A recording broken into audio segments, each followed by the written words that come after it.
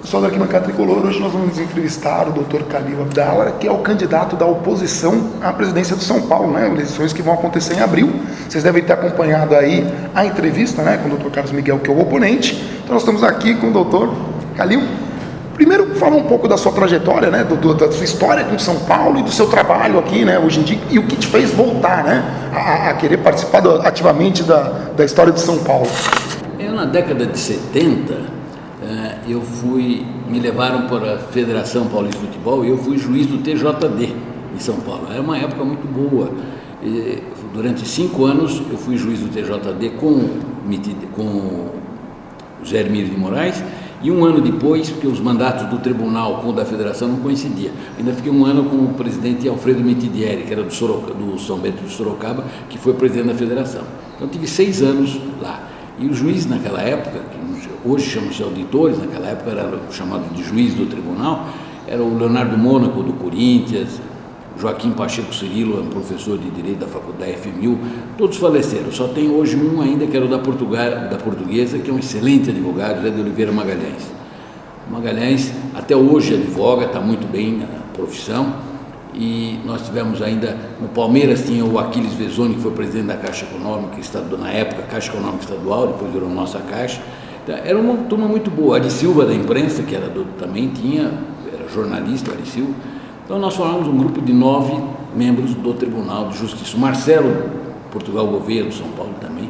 Na época, os 5 clubes grandes, a Portuguesa era um dos grandes, indicavam 5 juízes e 4 da federação. Então essa era a composição do tribunal.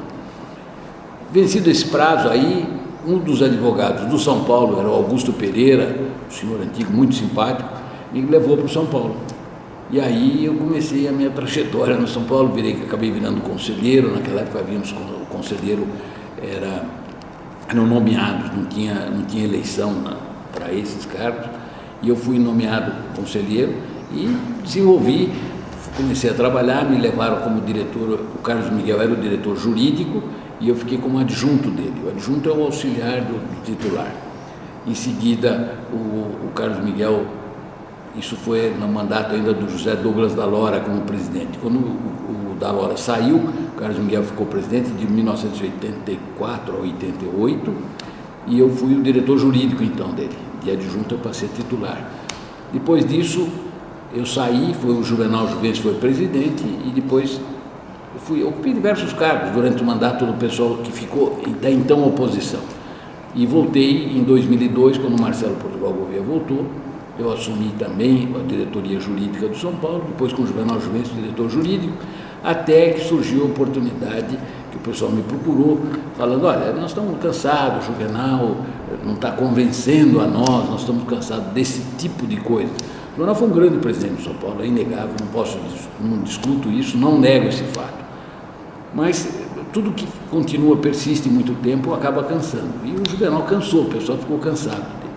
Ele tinha um domínio quase que total do Conselho, mas a oposição liderada pelo Marco Aurélio, que nada mais era do que genro do Juvenal Juventus. Marco Aurélio, o filho do Marco é neto do Juvenal. Você veja o que o mundo apronta, o que as coisas acontecem. E o Marco começou a fazer uma campanha sistemática contra. E aí o pessoal da oposição fala: Marco, você é o líder do negócio aqui, mas não está dando está criando dificuldades para nós, e eu acho que nós temos que ter um candidato que possa enfrentar um dos eventuais candidatos, porque até então o Juvenal não tinha candidato também. Ele apontava que tinha 4 nomes, mandou os 4 resolverem. Aí, quando me convidaram, falaram: bom, já que não vai ficar o Marco Aurélio, então vamos escolher alguém. E eu tinha um trânsito muito grande entre os conselheiros vitalícios, entre todos os conselhos. Não tem uma crítica, que eu saiba, não tem nenhuma crítica. Claro que sempre poderá ter, mas até agora eu não encontrei ninguém descendo. Agora que é candidato é possível, né? Não estou vendo, não tenho visto crítica, não. Poderá ter, claro, todo mundo é ser humano, todo mundo erra, todo mundo pode fazer alguma falha, mas eu tenho só recebido elogios. E resolveram me chamar. Eu falei: eu não me sinto confortável sendo diretor jurídico e candidato do outro grupo. Então eu fiz uma carta, procurei o Juvenal, não encontrei, até deixei protocolada a carta, dizendo que eu estava me desligando do departamento jurídico, não pedindo demissão, bravo, xingando, nada disso, apenas pedi uma carta me desligando. E me desliguei e assumiu então uma questão de coerência, a condição de candidato daquele grupo, tido como oposição, mas eu não sou um elemento de oposição, eu pertencia até à situação até aquele momento, então não posso dizer, eu não estava brigando com ninguém, não estava discutindo com ninguém, apenas me posicionando numa posição contrária. Então, acabei virando candidato.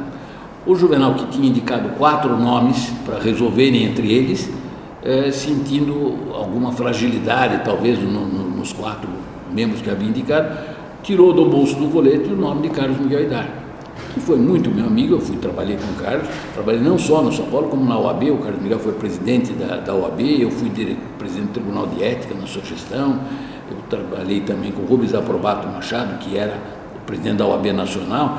Tem uma relação muito grande. E eu me posicionava sempre achando mal o que o Juvenal fez. Não sou contra o que o Juvenal havia feito, fez obras maravilhosas, fez uma gestão muito boa. Mas eu fui sempre contra a atitude dele de querer brigar com todo mundo, discutir com todo mundo. Não manteve aquele contato com a federação, primeiro com a CBF, se posicionou de uma maneira veemente contra Ricardo Teixeira. Depois se posicionou contra o pessoal da Federação Paulista de Futebol. E assim por diante, ele estava sempre contra, porque eu sou amigo do Lula, eu resolvo o problema, só que o Lula, era muito mais amigo do Sanches, do Corinthians, do que dele, Juvenal. Não nego que ele fosse amigo, ele tinha contatos permanentes com o Lula, mas o Lula era mais amigo do outro. E graças a essa amizade do Sanches com o Lula, é que acabou o Morumbi sendo preterido para a Copa do Mundo. É o estádio que indiscutivelmente teria que ser feito as reformas, as adaptações, e seria o estádio da Copa do Mundo. Levaram a Copa do Mundo para Itaquera. Não tenho nada contra o bairro de Itaquera, tenho um grande amigo lá, Padre Rosalvino, que é de Itaquera, não é corintiano, ele foi lá na festa do Corinthians, mas é São Paulino, é meu amigo, e vai participar quando da nossa posse, ele estará presente no Morumbi. Já falei com ele, já o convoquei. O Rogério Ceni, muito meu amigo, diz que é adepto, gosta muito do Padre Marcelo, mas eu gosto mais do Padre Rosalvino. Então eu vou levar o Padre Rosalvino para dar a bênção quando nós formos eleitos no São Paulo. Então essa é a história, a minha ligação com o São Paulo. Eu sou um dos sócios mais antigos do São Paulo, meu pai me inscreveu no São Paulo quando eu era ainda garoto, e eu sou hoje o sócio número 70, sou mais baixo, com a numeração mais baixa de todos os possíveis candidatos que tenho lá. Eu não sou tão velho assim, mas está lá há muito tempo. Um pouquinho maduro, tenho 60 anos de São Paulo, entrei em 1951 como associado. Então eu estou lá no São Paulo, estou satisfeito e resolvi aceitar essa campanha. Não tinha cogitado de ser candidato a presidente, isso não me passou na cabeça, mas surgiu a oportunidade e acontece que nem sempre, às vezes, a gente é dono da gente. A gente tem que cumprir o destino. E o destino foi que me convocaram e eu acabei aceitando. E vamos que é um desafio, né? Vamos disputar. É um desafio e estou pronto para disputar. E aqui a gente vê vários adereços do São Paulo, no seu ambiente de trabalho, né? Como é que é a história? Deixa eu só contar. Eu virei também há muitos anos, eu estou provedor da Santa Casa de São Paulo, que é uma entidade muito grande, tem uma organização que atende milhares de pessoas, atende-se de 8 a 10 mil pessoas por dia, passam aqui nesses corredores da Santa Casa. É uma área enorme, nós administramos hoje 39, não só aqui, mas 39 hospitais. A Santa Casa administra 39 unidades hospitalares.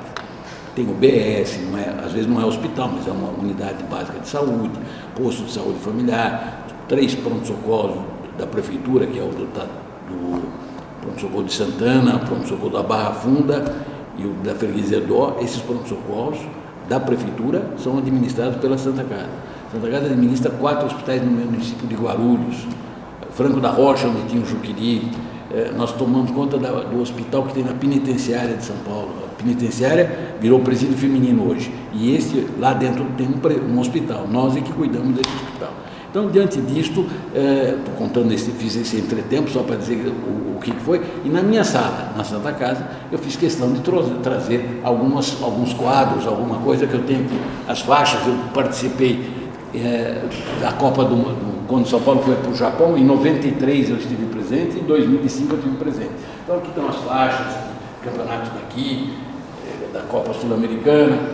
Este quadro aqui é um diploma. Isso é um programa muito antigo. Em 79 havia o Lorde chamava Show de Rádio, da Jovem Pan. e era produzido pelo Esteban Borussia Girardi, já faleceu. E ele, naquela ocasião, ele fazia como tem um 97.7 hoje na rádio, FM, só que ele sozinho imitava os 5 tipos. Era um falando com sotaque de português, um falando o maloqueiro, que era do Corinthians, um italiano do Palmeiras, e o do São Paulo era o Lorde de Du. Então eu fazia, e eu recebi, ele me deu esse diploma em julho de 79, assinado Lorde de Du Morumbi. Eu tenho no meu escritório, depois ele saiu da Jovem Pan, passou para a Bandeirantes, eu tenho um outro diploma da Bandeirantes que está no meu escritório, no centro da cidade. Eu tenho um escritório em que eu advogo. Então são essas coisas aqui do São Paulo, tem os lados aqui do São Paulo, e alguma coisa que eu tenho aqui de medalha, como tem aqui do lado de cá também. Eu tenho, para destacar, eu recebi em setembro de 2011 o título, a medalha Anchieta da Câmara Municipal, me foi otorgado pelo Marco Aurélio Almeida Cunha, que é um dos líderes da nossa campanha, Marco Aurélio, que me deu esse presente lá na Câmara. Tem um diploma aqui de 1963, eu estive nos Estados Unidos, está fazendo 50 anos, estive na Universidade de Harvard. Nesta ocasião, fui recebido pelo presidente, era um grupo de líderes estudantis de São Paulo, do Brasil, nós tivemos com o Kennedy na Casa Branca. Hoje já é dia 11 de novembro, dia 22, fará 50 anos que o Kennedy foi assassinado. Foi um pouco antes do incidente. Um pouco antes. Aqui tem uma medalha, um diploma também, com um troféu que tem ali, Loba Romana, que foi otorgado pelo Vitor Sapienza. Isso aqui, em geral, era uma festa dos palmeirenses. Na Assembleia, o deputado Vitor Sapienza já há anos faz essa Loba Romana, ele distribui. E, pelo trabalho desenvolvido na Santa Casa, ele me otorgou esse troféu que está ali presente também. Tem uma carta do Laudo Natel aqui. Então, eu tenho a vida ligada ao São Paulo, vida ligada ao desporto, e estou sempre aqui à disposição de... E vida ligada à administração, né? Que é um papel agora, né? O desafio da presidência, essas coisas credenciam, né? Porque o senhor já administra coisas aqui que... eu administro, só para matar uma curiosidade, o orçamento da Santa Casa é da ordem de 1 bilhão e 200. O orçamento do São Paulo é de 400 milhões. Então dá para tocar o São Paulo, eu acredito. Tranquilamente. Dá para chegar num bilhão ao São Paulo. Dá para saber o que fazer. Não dá para chegar num bilhão ao São Paulo ainda, né? É cedo para isso, né? Não, mas dentro do São Paulo nós pretendemos fazer uma série de alterações. Quer dizer, eu pretendo intensificar a Cotia, falar em terceirizar, eu sou contra absolutamente, não aceito isso em hipótese nenhuma. Eu pretendo mais visar não resultado. Esse sub-17, sub-18, sub-20, sub-21, eu não pretendo visar ser campeão nesse torneio. Vamos participar, tudo bem, mas a finalidade principal de Cotia é formar jogadores. Nós vamos formar jogadores para o São Paulo, formar jogadores que podemos vender, podemos emprestar, podemos ceder para terceiros. Nós vamos fazer um trabalho muito grande. Aliás, falando em Cotia, eu fui um dos que adquiri junto com o Marcelo Portugal aquela área. Se você pegar a escritura de aquisição, está o meu nome junto com o Marcelo assinando aquela escritura. Foi lavrada naquela ocasião, no primeiro tabelionato de São Paulo, de notas aqui, que fica na Rua das Palmeiras, está lá eu assinando a escritura junto com o Marcelo. Então eu tenho um vínculo com São Paulo muito grande. E era um projeto já ambicioso, né? Na época, né? Quando... Lá eu posso dizer que era um aras de cavalo inglês lá. Então estava praticamente quebrado aquilo, mas nós conseguimos reerguer.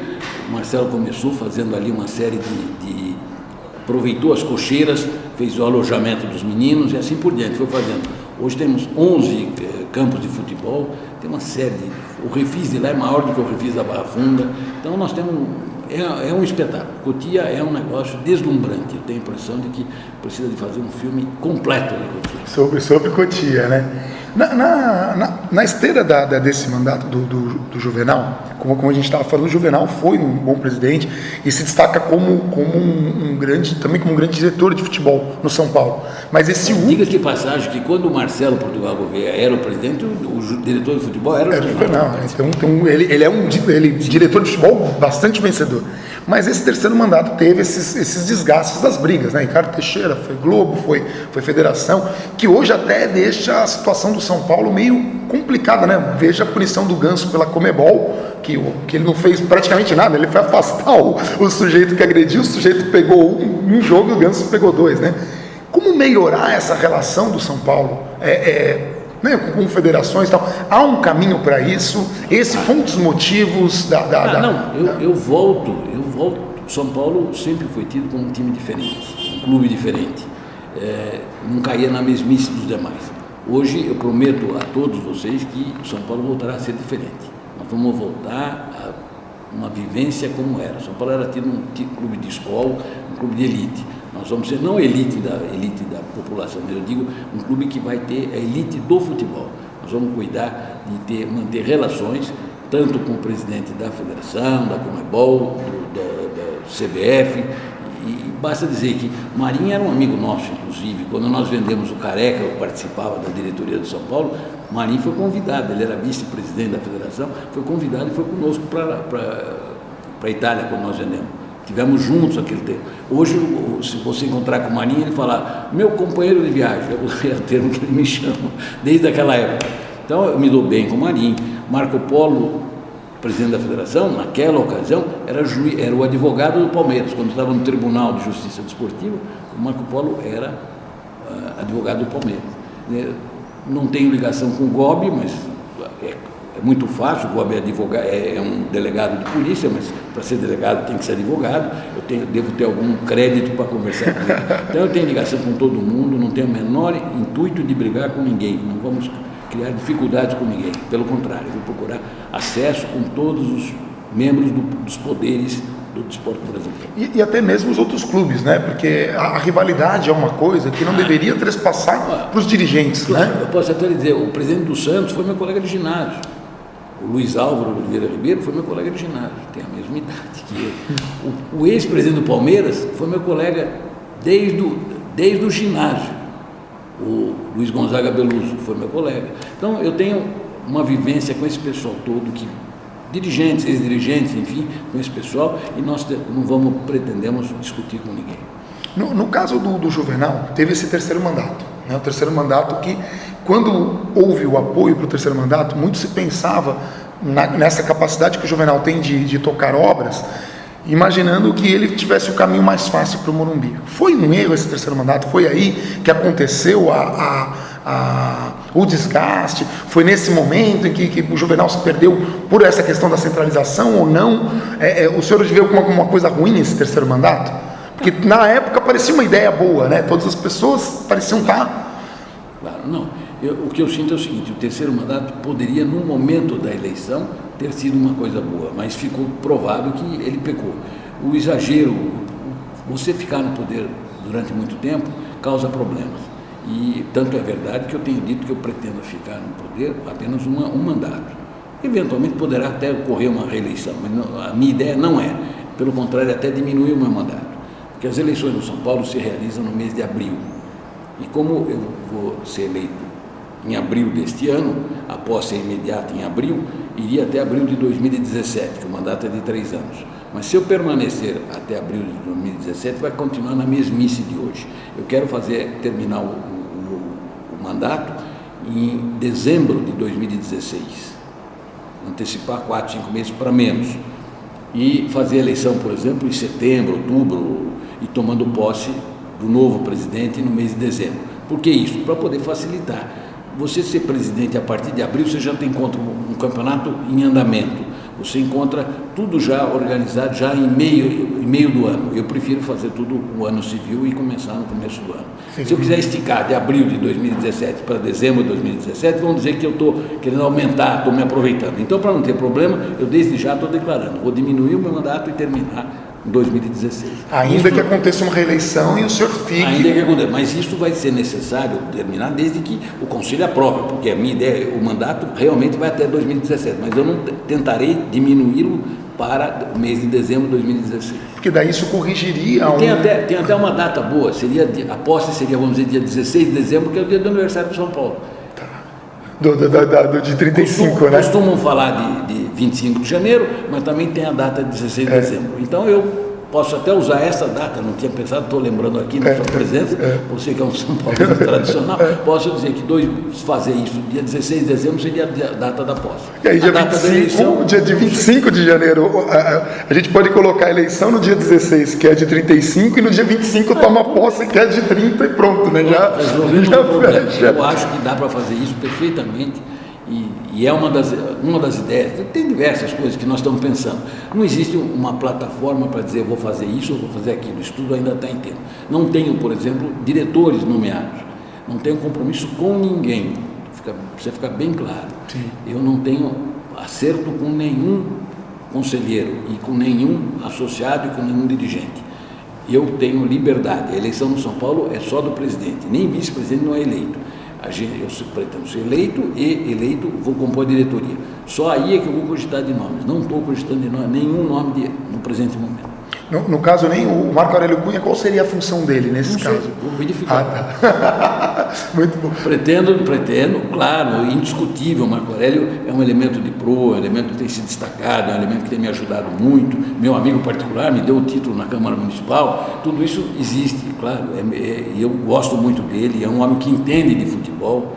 Então, poderá vir a ser, mas eu não estou dizendo definitivamente. Hoje não existe chapa montada, não tem ninguém. Claro, nós vamos ter que arrumar um diretor jurídico, arrumar um diretor financeiro, um diretor de futebol, tudo isso nós vamos fazer, mas isso será a posteriori. E no caso do São Paulo, né, tem a sede social, tem o clube, como administrar tudo isso, né? Porque são coisas diferentes e às vezes o torcedor comum não entende muito como é esse processo e não entende também que o presidente lá, ainda que o presidente do clube, ainda que o clube seja Deixa eu explicar, nós vamos ter um diretor social. E esse diretor social abrange tudo ali. Só que sob a sua batuta terá diversos. O subdiretor, vamos dizer subdiretor para facilitar, um subdiretor de tênis, um subdiretor de futebol social, um subdiretor de judô, de snooker, terá todos o diretor social vai cuidar desses departamentos todos, são os diversos departamentos que estarão dentro. O que eu posso garantir, que eu estou pretendendo fazer, o sonho que tem dentro do clube, é uma garagem dentro do clube. Não estou falando ainda na parte do futebol, estou falando na parte social. Parte social, onde tem o campo de futebol, dá para fazer perfeitamente uma garagem subterrânea. Eu já tenho o estudo pronto para tentar, não estou dizendo, pretendo fazer, não sei das condições, mas pretendo de 1000 lugares, 1000 estacionamentos, 1000 vagas de carro, e em cima, em vez de ter o campo nesse sentido horizontal, nós vamos ter 2 campos no sentido inverso. Dá para fazer 2 campos, porque vai abrir um pouco mais embaixo, naquele local. Isso eu já tenho planejado e tal, espero poder fazer isso. Que é uma preocupação, né? Que tem que cuidar da sede e tem que cuidar do clube, né? São coisas... Esse é o grande anseio, porque o clube está perfeito, é um clube maravilhoso, é um dos melhores clubes de São Paulo, a parte social é muito grande e está muito bem no São Paulo. A parte do futebol, aí vamos lá para o campo de futebol. Não quero mudar nada, tudo aquilo que está projetado, que está planejado, mas que só até hoje não teve início, nós pretendemos desenvolver, pretendemos fechar, fazer a cobertura, fazer a parte da arena onde terá shows, é logo ali na entrada, isso tudo nós pretendemos fazer. Está maravilhoso o andar térreo do São Paulo, você passando lá, você vê aquelas lojas, os camarotes, está tudo muito bem feito, e nós pretendemos prosseguir e melhorar, só vai melhorar aquilo ali. Porque o São Paulo tem um estádio numa época que a moda é arena, né? Mas a gente não sabe se daqui a uns anos o que vai ser moda e o que não vai. Mas eu pretendo fazer arena no São Paulo, vai ser uma arena ali e que não atrapalhará o campo de futebol. Ela vai funcionar junto com o campo, mas eu posso fazer um show no sábado e fazer uma partida de futebol no domingo. Isso é perfeitamente viável dentro dos estudos que já existem, esses projetos todos. Apenas não tiveram o desenvolvimento e nós vamos tocar para frente. Nós temos que lidar com a Câmara Municipal de São Paulo, temos que lidar com o prefeito, nós temos amizade com todo mundo e vamos tentar acertar isso.